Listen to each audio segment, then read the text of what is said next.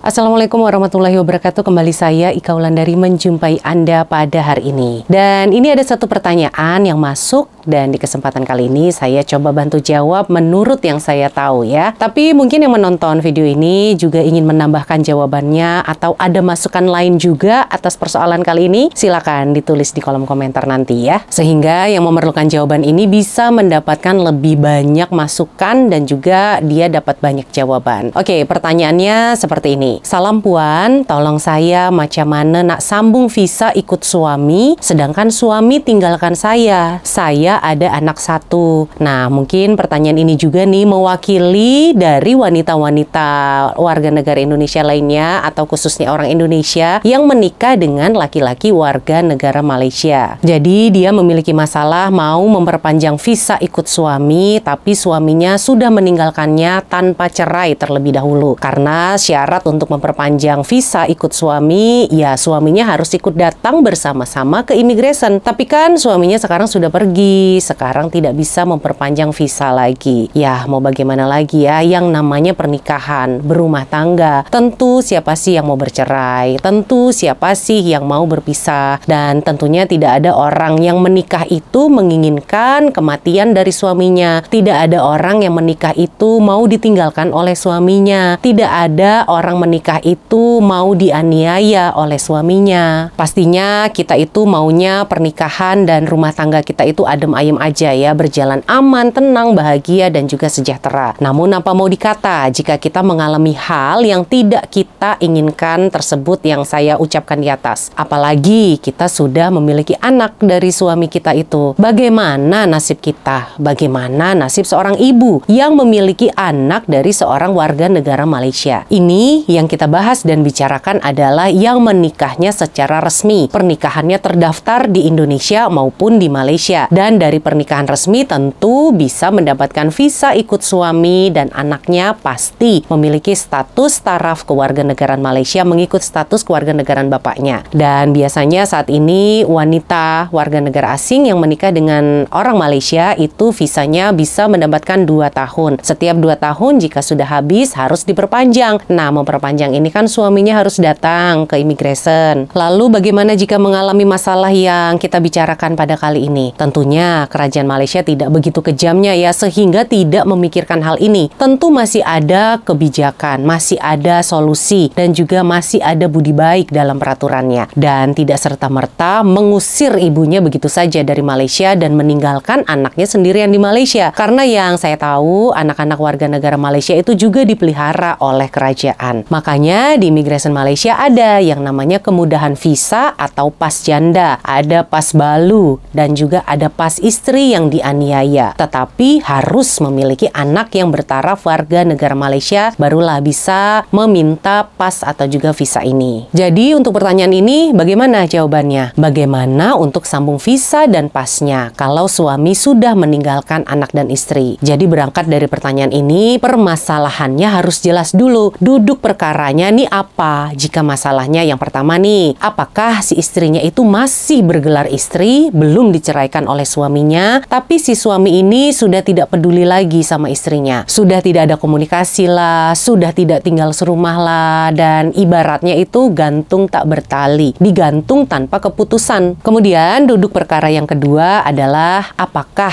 suaminya menghilang pergi begitu saja, tidak pulang-pulang ke rumah, sudah dicari kemana-mana nggak ketemu, sudah dicari ke saudara-saudaranya, ditanya kemana-mana juga nggak ada yang tahu. Intinya tidak jelas keberadaan suaminya itu di mana, keberadaannya sudah tidak tahu lagi di mana. Atau masalah yang ketiga, apakah ada kekerasan dalam rumah tangga atau KDRT? Apakah suaminya menganiaya si istri? Apapun itu ya jenis penganiayaannya, dalam bentuk apapun itu, entah itu penganiayaan secara fisik seperti dipukul, ditampar dan lain-lain, atau ada kekerasan dalam bentuk lisan seperti selalu dibentak-bentak, selalu dihina, selalu dicaci maki, selalu dikata-katain dengan kata-kata kotor, caci maki yang seharusnya tidak keluar dari mulut seorang suami kepada istri. Ya intinya kekerasan fisik dan mental itu sama aja, konsepnya sama. sama-sama menganiaya. Nah, itu adalah contoh 3 bentuk penganiayaan. Walaupun masih banyak jenis penganiayaan lainnya ya. Nah, bagi istri kepada warga negara Malaysia yang memiliki masalah seperti ini, ada kemudahan yang diberikan oleh Immigration Malaysia. Yang pertama, harus Anda lakukan adalah Anda wajib membuat bukti bahwa Anda dianiaya secara tertulis. Biasanya bukti ini adalah dalam bentuk surat report polis. Anda harus datang ke balai polis membuat report polis. Di situ Anda harus menceritakan kronologinya seperti apa